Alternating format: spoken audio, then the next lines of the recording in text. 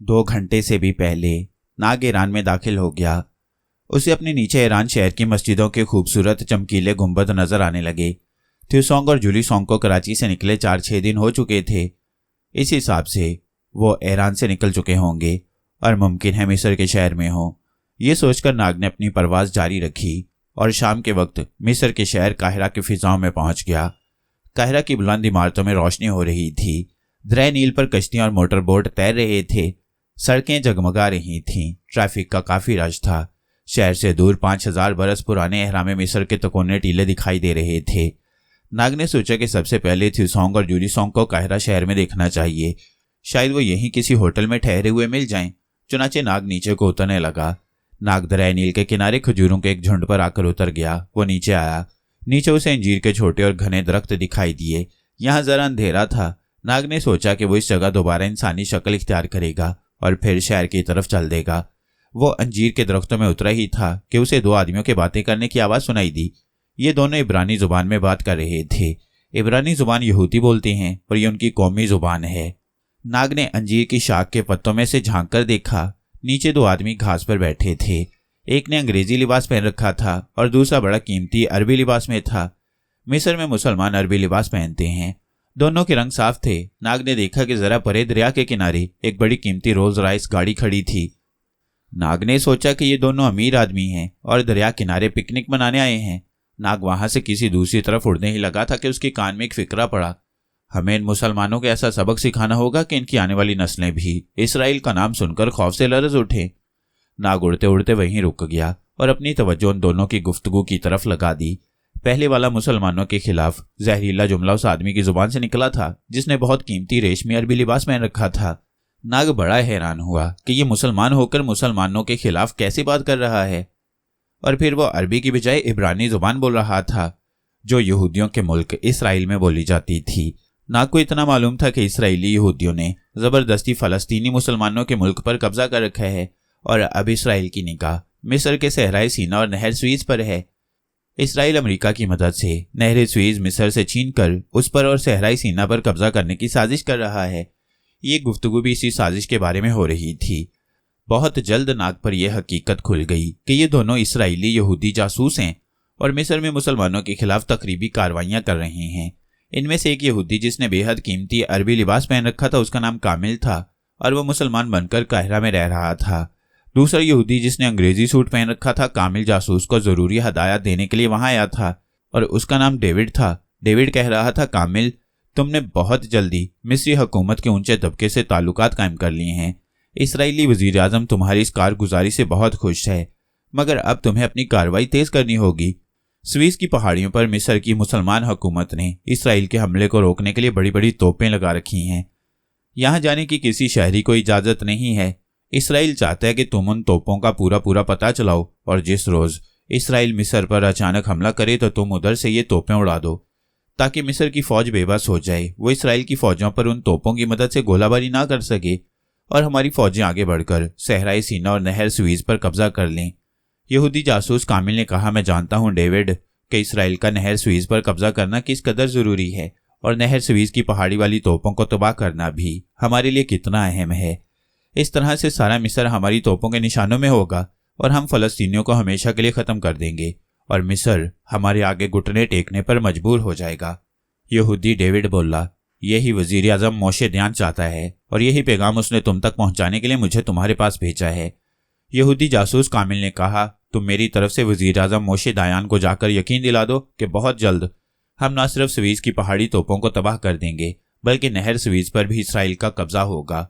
यहूदी डेविड बोला, कामिल, तुम एक अमीर तरीन शामी मुसलमान सौदागर बनकर काहिरा में रह रहे हो। तुम्हें बड़ी एहतियात की जरूरत है। ऐसा ना हो कि किसी वक्त तुम्हारा राज फाश हो जाए। अगर ऐसा हो गया तो फिर कोई दूसरा इसराइली जासूस तुम्हारी जगह ना ले सकेगा क्योंकि मिस्री हुकूमत होशियार हो जाएगी। यहूदी कामिल हाथ को झटक कर बोला, ऐसा कभी नहीं होगा। मैंने यहाँ कायरा में अपना वकार बना रखा है। मैं पानी की तरह सरकारी अफसरों पर दौलत खर्च करता हूँ, उनकी जबरदस्त दावतें करता हूँ, उनकी बीवियों को कीमती तोहफे देता हूँ। मिस्री हुकूमत के बड़े बड़े अफसर और फौज के बड़े बड़े जर्नैल करनैल मेरे दोस्त बन चुके हैं। मुझ पर कभी किसी को शक नहीं हो सकता। मैं बिल्कुल मिस्री और शामी लहजे में अरबी बोलता हूँ। उनको कभी जरा सा भी शुबा नहीं हो सकता कि मैं मुसलमान नहीं बल्कि उनका जाननी दुश्मन इसराइली जासूस हूं। यहूदी डेविड बोला, ठीक है, हमें तुमसे ऐसी ही उम्मीद है। हमने इसीलिए किसी दूसरे इसराइली जासूस को इस मिशन पर नहीं भेजा बल्कि तुम्हें भेजा है। इसराइली जासूस कामिल ने पूछा, मेरे बीवी बच्चे तो ठीक है ना? यहूदी डेविड बोला, तुम उनकी बिल्कुल फिक्र न करो। उन्हें इसराइली हुकूमत की तरफ से हर माह की पहली तारीख को $20,000 मिल जाते हैं। उन्हें एक आलीशान कोठी दे दी गई है। वो हमारे दारुल हुकूमत तिल अबैब में ऐशो आराम की जिंदगी बसर कर रहे हैं। इसराइली जासूस कामिल ने कहा, उन्हें मेरी तरफ से खैरियत का पैगाम देना। अब तुम जाओ, मुझे आज शाम मिस्री कर्नल फवाद से मिलना है। ठीक है, डेविड बोला, मैं जाता हूं। यहूदी डेविड बाग से निकलकर एक तरफ दरख्तों के अंधेरों में निगाहों से ओझल हो गया। उसके जाने के बाद इसराइली जासूस कामिल भी उठा, अपनी कीमती और शानदार कार रोल्स रॉयस में बैठा और काहिरा के शहर की तरफ चल दिया। ये कैसे हो सकता था कि अब नाग उसका पीछा न करता, क्योंकि ये मिस्र की मुसलमान हुकूमत की जिंदगी और मौत का मामला था। इसराइली हुकूमत को अमेरिका की इमदाद हासिल थी, जबकि मिस्र अकेला ही इसराइलियों का मुकाबला कर रहा था और फलस्तीनी मुसलमानों को उनका वतन दिलाने के लिए जद्दोजहद में मसरूफ था। नाग दरख्त की शाख से उड़ा और इसराइली जासूस की कार के ऊपर उड़ते हुए उसका ताक़ुब शुरू कर दिया। खूबसूरत गाड़ी काहिरा शहर की रोशनियों से जगमगाती सड़कों पर से होती हुई दरिया नील के दूसरे किनारे एक आलीशान 2 मंजिला कोठी में दाखिल हो गई। नाग कोठी के लॉन में एक दरख्त पर उतर आया। इसराइली जासूस कामिल गाड़ी में से निकला और अंदर चला गया। नाग ये मालूम करना चाहता था कि ये किसकी कोठी है और इसराइली जासूस यहाँ क्या करने आया है। उसने कोठी के दरवाजे पर एक तरफ खड़े फौजी की मौजूदगी से यह अंदाजा लगाया कि इस कोठी में मिस्री फौज का कोई अफसर रहता है और जरूर वो मुसलमान फौजी अफसर होगा। इतने में नाग ने कोठी के ऊपर वाली मंजिल में इसराइली जासूस को एक भारी भरकम आदमी के साथ देखा। खुली खिड़की में से वो दोनों साफ नजर आ रहे थे। नाग जल्दी से उड़कर दूसरी मंजिल की खिड़की के पास आकर एक तरफ छुपकर बैठ गया। भारी भरकम आदमी मिस्री फौज का कर्नल फवाद था। वो इसराइली जासूस कामिल के गले लगकर मिला। उसको मालूम ही नहीं था कि जिस शख्स को वो अपना दोस्त समझ रहा है असल में वो मुसलमान नहीं बल्कि यहूदी है और इसराइली हुकूमत का खतरनाक जासूस और मुसलमानों का खूंखार दुश्मन है। कर्नल फवाद ने इसराइली जासूस को शरबत पेश किया और कहा, जिब्रान, तुमने देर कर दी, क्या बात थी? नाग समझ गया कि इसराइली जासूस ने यहाँ अपना नाम जिब्रान रखा हुआ है। वो बोला, मेरे दोस्त फवाद, क्या करूं? मुझे तो फलस्तीनी मुसलमानों का गम खाया जाता है। एक अखबार के दफ्तर में फलस्तीनी मुजाहिदों के हक में बयान लिखवाने चला गया था, बस वहीं देर हो गई। अय्यार इसराइली जासूस कामिल ने झूठ बोला था। हालांकि वह दरिया किनारे यहूदी डेविड से मिस्र के मुसलमानों और मिस्र की हुकूमत के खिलाफ एक घिनौनी साजिश के बारे में गुफ्तगू कर रहा था। थोड़ी देर में खाना लग गया। खाने पर भी इसराइली जासूस मिस्री कर्नल फवाद के साथ ऐसी बातें करता रहा जैसे उसे मिस्र के मुसलमानों और फलस्तीनी मुजाहिदों से बेहद हमदर्दी है। बातों ही बातों में इसराइली जासूस कहने लगा, कर्नल फवाद, मुझे खतरा है कि अगर जलील इसराइलियों ने खुदा ना करे मिस्र पर हमला कर दिया तो वो नहर स्वीज पर हमला कर लेंगे। कर्नल फवाद ने मुस्कुराते हुए कहा, जिब्रान, मेरे दोस्त, शायद तुम्हें मालूम नहीं कि हमने स्वीज की पहाड़ी पर ऐसी खुफिया तोपें लगा रखी हैं कि हम दुश्मन को भून कर रख देंगे।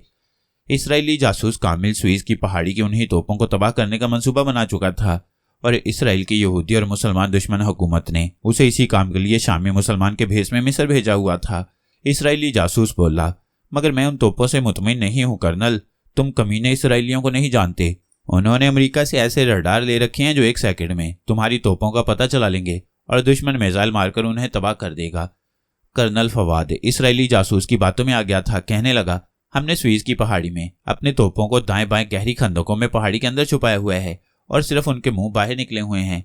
इसी तरह बातें करते हुए अय्यार इसराइली जासूस ने कर्नल फवाद से सब कुछ मालूम कर लिया कि मिस्री फौज ने पहाड़ी पर कितनी तोपें लगाई हैं और कहां कहां लगाई हैं। इसराइली जासूस को यही मालूमात चाहिए थी। नाग को बड़ा अफसोस हुआ कि मिस्री मुसलमान कर्नल इतना सादा दिल है कि दोस्त दुश्मन की पहचान नहीं कर सकता। स्वीज की पहाड़ी की तोपों का सारा राज इसराइली जासूस को मालूम हो चुका था। खाना खाने के बाद इसराइली जासूस कामिल बड़ी मोहब्बत से कर्नल फवाद के गले लगकर मिला और खुदा हाफिज कहा। कोठी से निकलकर वो अपनी गाड़ी में बैठकर एक तरफ रवाना हो गया। नाग उसके ताक़ुब में था। मुसलमानों के एक मुल्क का सबसे बड़ा फौजी राज एक इस्लाम दुश्मन इसराइली जासूस को मालूम हो चुका था और अब वो उसे अपनी हुकूमत को यह राज वायरलेस के जरिए बताने जा रहा था। इसलिए नाग उसे कैसे जिंदा छोड़ सकता था। नाग गाड़ी के ऊपर साथ साथ उड़ा जा रहा था। गाड़ी शहर के बाहर सहराई मैदान में एक तरफ तेजी से भागी जा रही थी। रात हो गई थी। काहिरा के आसमान पर तारे निकल आए थे।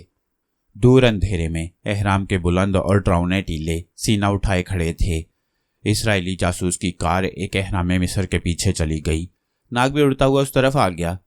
इधर एक पथरीला रास्ता एक पुरानी खानका की तरफ चला गया था। खानका के बाहर एक ऊंचा खजूर का दरख्त था। अंधेरे में कार खानका के दरवाजे पर आकर रुक गई। इसराइली जासूस तेजी से कार में से निकलकर खानका में चला गया। नाग ने भी फौरन काले सांप की शक्ल बदली और रेंगता हुआ खानका के अंदर चला गया। खानका के अंदर अंधेरा था, मगर नाग को उस अंधेरे में भी सामने एक दूसरे कमरे का दरवाजा नजर आ रहा था। दरवाजा थोड़ा सा खुला था। अंदर से दो आदमियों की बातें करने की आवाज आ रही थी। नाग ने दरवाजे के नीचे से अपनी सांप वाली गर्दन जरा सी आगे बढ़ा के देखा। अंदर लालटेन जल रही थी और एक मेज के पास इसराइली जासूस बैठा यहूदी जासूस डेविड से बातें कर रहा था।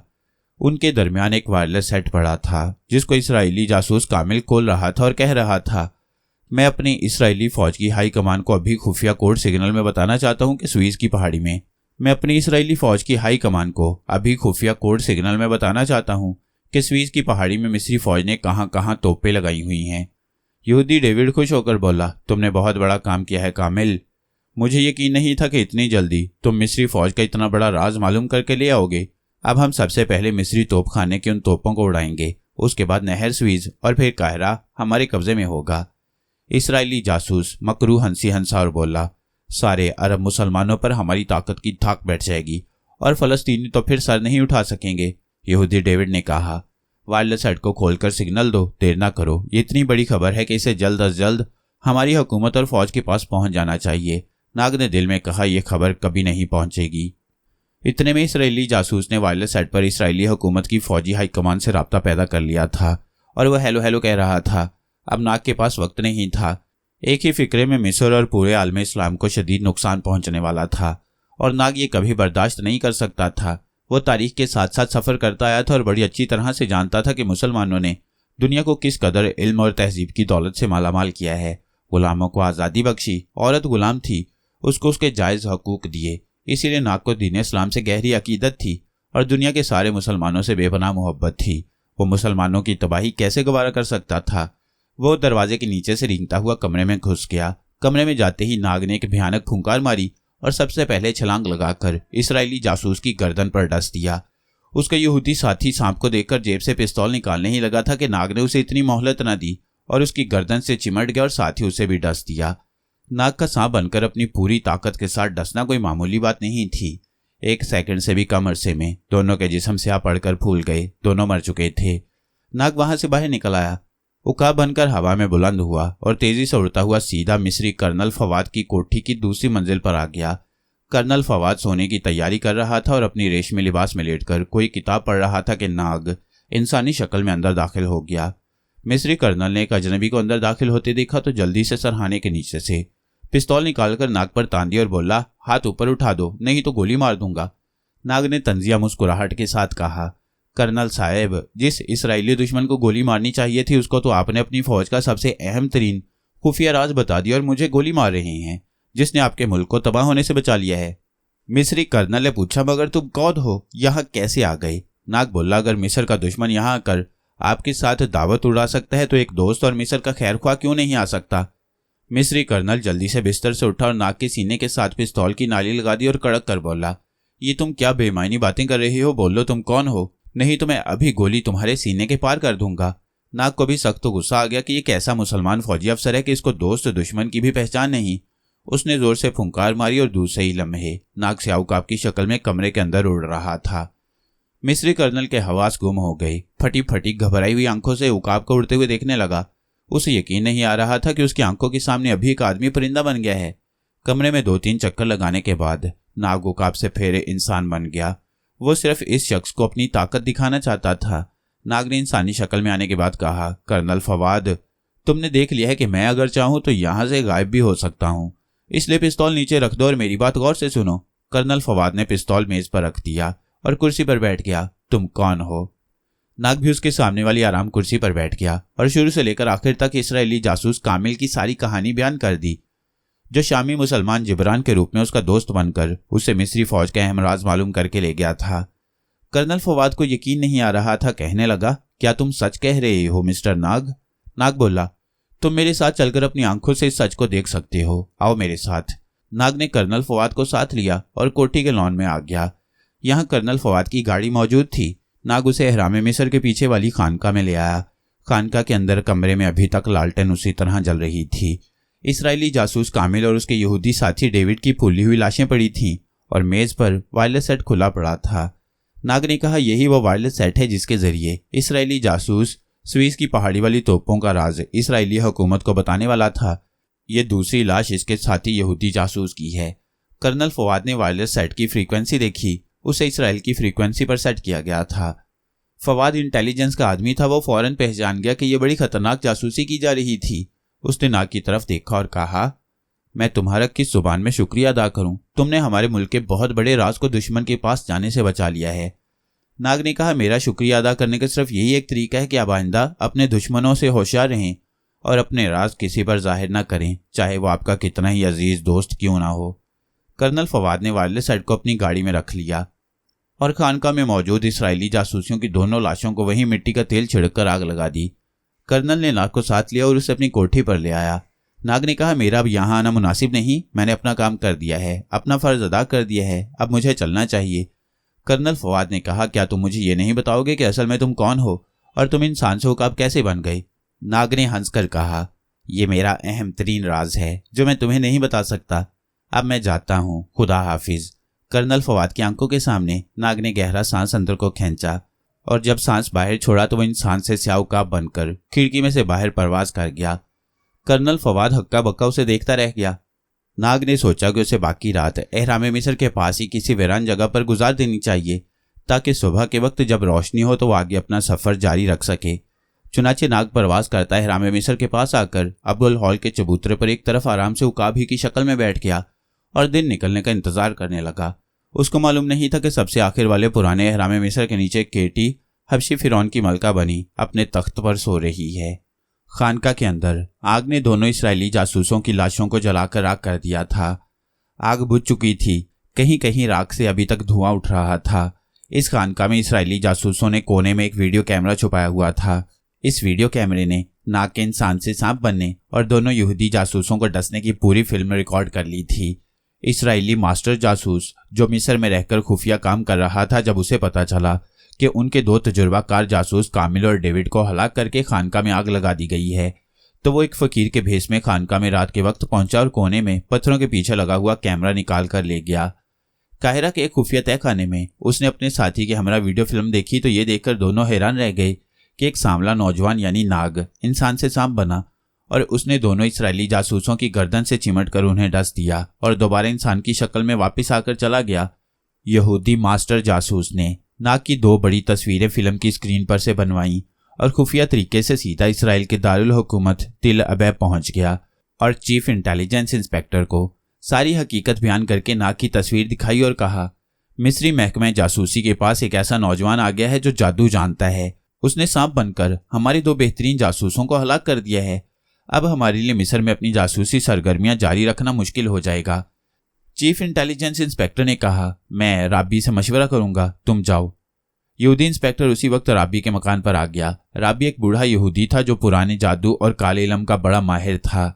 जब इंस्पेक्टर ने उस यहूदी राहिब राबी से नाग की कार्रवाई का जिक्र किया तो राबी ने गौर से नाग की तस्वीर देखी और बोला, मुझे आज का दिन दे दो, कल तुम्हें बताऊंगा कि यह नौजवान असल में कौन है और इसका मुकाबला किस तरह किया जा सकता है। इंस्पेक्टर चला गया। उसके जाने के बाद यहूदी राबी ने नाग की तस्वीर को एक थाली में रखा और दूसरे कमरे में ले गया। उस कमरे में एक गोल मेज थी जिस पर शीशा लगा था। यहूदी राबी ने नाग की तस्वीर को शीशे पर रखा और काले इल्म का मंत्र पढ़कर उस पर फूंका तो शीशे पर पुरानी इब्रानी जुबान में एक कटी फटी तहरीर उभर आई। यहूदी राहिब राबी गौर से पढ़ने लगा। लिखा था, ये नौजवान नाग देवता है, इसमें इतनी ताकत है कि जो चाहे शक्ल बदल सकता है। ये 5000 बरस से अपने दोस्तों के साथ तारीख का सफर कर रहा है। ये सिर्फ एक ही सूरत में मर सकता है कि जब ये इंसान की शक्ल इख्तियार करे तो इसके जिस्म को 2 टुकड़ों में तकसीम करके उन टुकड़ों को अलग अलग जगहों पर फेंक दिया जाए, फिर ये कभी जिंदा नहीं हो सकेगा। यहूदी राबी बड़ा खुश हुआ। उसने शीशे पर दूसरा मंत्र पढ़कर पूछा कि ये नाग देवता इस वक्त कहाँ होगा। शीशे पर लिखा हुआ आ गया, नाग देवता एक वकाब की शक्ल में इस वक्त अब्दुल हॉल के बुत के पीछे मौजूद है। यहूदी राबी ने नाग की तस्वीर को अलमारी में बंद कर दिया और खुद नाग की तलाश में मिस्र की तरफ रवाना हो गया। वो ईसाई राहिब के भेष में था। वो किसी न किसी तरह मिस्र के इलाके में पहुंच गया। अब वो अबुल हॉल के बुत की तरफ चल पड़ा। वो ऊंट पर सवार था। उसने कुछ फासले पर अपने ऊंट को जमीन पर बिठाया और खुद नीचे उतरकर अबुल हॉल के बुत की तरफ चला। नाग उस वक्त अबुल हॉल के बुत के पीछे एक पत्थर के पास खामोश बैठा अंबर थ्यूसोंग और जूली सोंग के बारे में सोच रहा था कि वो उसे फ्रांस के शहर पेरिस में मिल सकेंगे या नहीं। उसे कोई खबर नहीं थी कि काले इल्म का माहिर यहूदी राहिब उसके करीब पहुंच गया है। यहूदी राहिब ने गुरूब होते सूरज की सुनहरी और धीमी रोशनी में पत्थर की ओट में स्याह उकाब को देख लिया था। यहूदी राहिब ने अपनी नजरें स्याह उकाब पर जमा दी और काले इल्म का मंत्र पढ़ना शुरू कर दिया। मंत्र पढ़ने के बाद यहूदी राहिब ने उकाब की तरफ जोर से फूंक मारी। नाग उकाब की शक्ल में था। अचानक उसे अपने इर्द गिर्द सख्त गर्मी महसूस हुई। वो घबराकर उड़ने ही लगा था कि अचानक नीचे गिर पड़ा। गिरते ही उसकी आंखों के सामने अंधेरा छा गया और वो बेहोश हो गया। यहूदी राहिब ने उकाब को बेहोश होकर गिरते देखा तो लपक कर आगे बढ़ा। स्याह उकाब को उठाकर थैले में डाला और उन पर सवार होकर जिधर से आया था उधर को चल पड़ा। आधी रात के वक्त वो मिस्र की सरहद पार करके अपने मुल्क इसराइल पहुंच गया था। तिल अबैब में यहूदी राहिब के मकान से दूर सहरा के एक बेआबाद नखलिस्तान में सख्त चट्टान के अंदर एक छोटी सी कुदरती सुरंग बनी हुई थी। इस सुरंग में यहूदी राहिब ने अपना खुफिया ठिकाना बना रखा था और यहाँ वो अपने काले इल्म और जादू का काम करता था। सुरंग जहाँ खत्म होती थी वहाँ एक खुली जगह पर जमीन पर लकड़ी का पुराना मेज बिछा था। मेज पर एक इंसानी खोपड़ी और कुछ हड्डियां पड़ी थीं। दीवार में एक जगह छोटी सी लालटेन रोशन थी। यहूदी राबी ने बेहोश स्याह उकाब को मेज पर इंसानी खोपड़ी के पास लिटा दिया। खुद मंत्र पढ़ने लगा। मंत्र पढ़ते पढ़ते वो खोपड़ी और स्याह उकाब पर फूंक भी मारता जाता था। अचानक खोपड़ी हरकत करने लगी। वो अपनी जगह पर लरजने लगी थी। यहूदी राहिब ने काले इल्म का आखिरी मंत्र पढ़कर फूंक मारी तो खोपड़ी का पूरा मुंह खुल गया। स्याह उकाब यानी नाग बिल्कुल बेहोश था। उसे कुछ मालूम नहीं था कि वो कहाँ पर है और उसके साथ क्या गुजर रही है। जब खोपड़ी का मुंह पूरे का पूरा खुल गया तो काले इल्म के माहिर यहूदी राबी ने स्याह उकाब की गर्दन को इंसानी खोपड़ी के मुंह में डाल दिया। खोपड़ी की हलक की हड्डियों से एक डरावनी आवाज निकली और खोपड़ी ने स्याह उकाब को अपने मुंह में निकल लिया। यहूदी राहिब ने दोनों बाजू बुलंद किए और कहा, माइकल, ये नाग देवता है। इसको सांप की शक्ल देकर मेरा गुलाम बना दे। इतना कहना था कि खोपड़ी की आंखों से धुआं उठने लगा। यहूदी राबी की आंखों में उस वक्त एक शैतानी चमक आ गई थी। इंसानी खोपड़ी ने एक बार फिर अपना मुंह खोल दिया और उसमें से 1 फुट लंबा काला बारीक सांप बाहर निकल आया और उसने यहूदी राबी के आगे कुंडली मारकर अपना सर झुका दिया और सांप की आवाज आई, अजीम राबी, मैं तेरा गुलाम हूं। तू जो कहेगा मैं वही करूंगा। यहूदी राबी की खुशी की कोई इंतहा न रही। एक मुद्दत से उसे नाग देवता को सांप की शक्ल में काबू करने की ख्वाहिश थी। आज वो ख्वाहिश पूरी हो गई। वो नाग को अपनी जाती फायदे के लिए इस्तेमाल करना चाहता था। उसने नाग को कहा, आज से तू मेरा गुलाम बनकर रहेगा। जो मैं कहूंगा उसी पर अमल करेगा और जो पूछना चाहूंगा बताएगा। नाग की बारीक सी आवाज आई, अजीम राबी, अब मैं तेरा गुलाम हूं। तू जो कहेगा करूंगा। यहूदी राबी ने सांप को उठाकर अपनी जेब में रख लिया और सुरंग से निकलकर ऊंट पर सवार होकर वापस अपने मकान पर आ गया। दूसरे दिन यहूदी इंस्पेक्टर ने यहूदी राबी से नाग की तस्वीर के बारे में पूछा तो यहूदी राबी ने नाग की तस्वीर उसे वापस करते हुए कहा, मैं अपने काले इल्म की मदद से भी कुछ मालूम नहीं कर सका। आप तस्वीर वापस ले जाएं। यहूदी राबी ने झूठ बोला था क्योंकि वो नाग देवता को सिर्फ अपना गुलाम बनाकर उससे बड़े बड़े खुफिया काम लेना चाहता था। यहूदी इंस्पेक्टर नाग की तस्वीर लेकर वापस चला गया। उसके जाने के बाद यहूदी राबी ने नाग सांप को जेब से निकालकर अपने सामने मेज पर रख दिया और कहा, फिरौन मिस्र के सबसे बड़े और पुराने हिराम में फिरौन के ताबूत के साथ एक बेहद कीमती हीरा भी दफन किया गया था। वो खुदाई के बाद किसी को नहीं मिल सका। मुझे बताओ कि वो हीरा किस जगह पर है। नाग सांप ने कहा, अजीम राबी, ये फ्रांस का एक स्याह चुरा कर उसे अपने साथ फ्रांस ले गया था। यहूदी राबी ने कहा, नहीं, मेरे ख्याल में ये हीरा अभी तक पुराने हिराम के नीचे ही किसी गड्ढे में दफन है। तुम फौरन जाओ और उसको ढूंढकर मेरे पास लाओ। नाग सांप पर यहूदी राहिब के काले इल्म का शदीद असर था। वो कैसे इनकार कर सकता था। उसने कहा, जो हुक्म अजीम राबी, और नाग सांप वहीं गायब हो गया। गायब होने के बाद वो मिस्र के पुराने हिराम के अंदर पहुंच गया।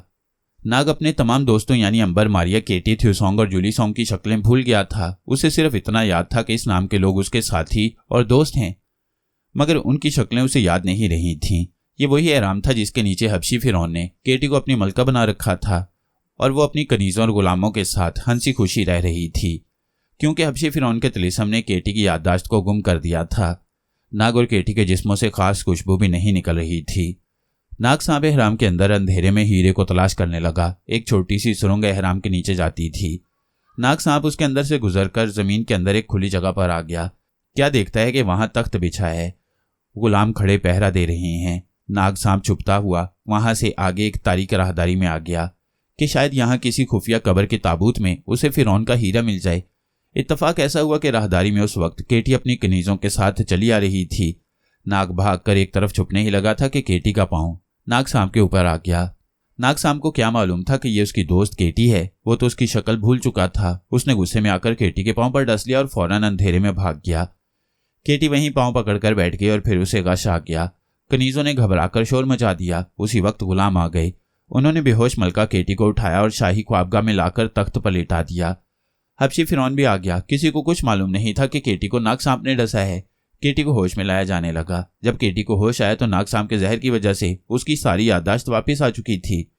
उसे इल्म हो गया कि वो केटी है और अंबर मारिया नाग थ्यूसोंग और जूली सोंग से बिछड़कर इस एहराम में बंद है। उसने हबशी फिरौन की तरफ गौर से देखा। हबशी फिरौन ने कहा, मलका अब कैसी तबीयत है? केटी समझ गई कि यही वो हबशी फिरौन है जिसने तिलिस्म के जोर से उसे यहाँ अपनी मलका बनाकर रखा हुआ है। केटी को अभी तक ये मालूम नहीं हो सका था कि उसे नाग सांप ने डसा है। वो यही समझ रही थी कि किसी आम सांप ने उसे डस दिया है जिसके जहर के असर की वजह से हबशी फिरौन का जादू उसके सर पर से उतर गया है और वो अपनी असली हैसियत में वापस आ गई है। केटी अब दानाई से काम लेना चाहती थी ताकि किसी तरीके से वो इस हबशी फिरौन के कब्जे से खुद को आज़ाद कराकर अंबर नाग मारिया के पास पहुंच सके। केटी ने मुस्कुरा कर कहा, मैं बिल्कुल ठीक हूं, बस जरा चक्कर आ गया था। हबशी फिरौन ने उसी वक्त हुक्म दिया कि मलका को आराम करने दिया जाए और खबरदार कोई मलका के आसपास आवाज न निकाले। सब गुलाम और हबशी फिरौन वहां से चले गए। सिर्फ एक कनीज वहां पर रह गई। ये तो आपको मालूम ही है कि ये सब लोग मुर्दा थे और इन्होंने एहराम के नीचे अपनी एक तिलिस्मी सल्तनत बना रखी थी। केटी अपने बिस्तर पर खामोशी से लेटी रही। दूसरी तरफ नाग सांप ने एहराम के अंदर फिरौनी हीरे को जगह जगह तलाश किया। जब उसे हीरा कहीं ना मिला तो वहीं से काले इलम की मदद से गायब हुआ और वापस तिल अबैब में यहूदी राबी के पास पहुंच गया।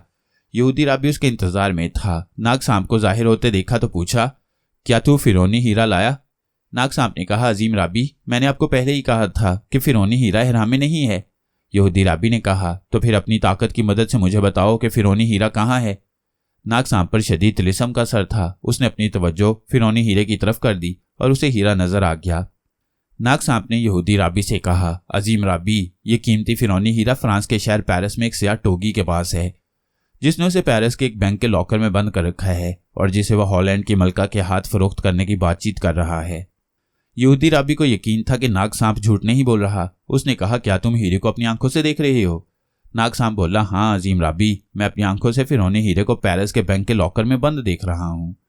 ये हीरा छोटी नाशपती जितना है और इसकी कीमत अरबों डॉलर से भी ज्यादा है। यहूदी राबी ने उसी वक्त फ्रांस जाने का प्रोग्राम बना लिया। उसने नाग सांप को अपने ब्रीफकेस में बंद कर दिया और सो गया। दूसरे दिन वो उठा और हवाई जहाज में सवार होकर फ्रांस के दारुल हुकूमत पेरिस की तरफ रवाना हो गया।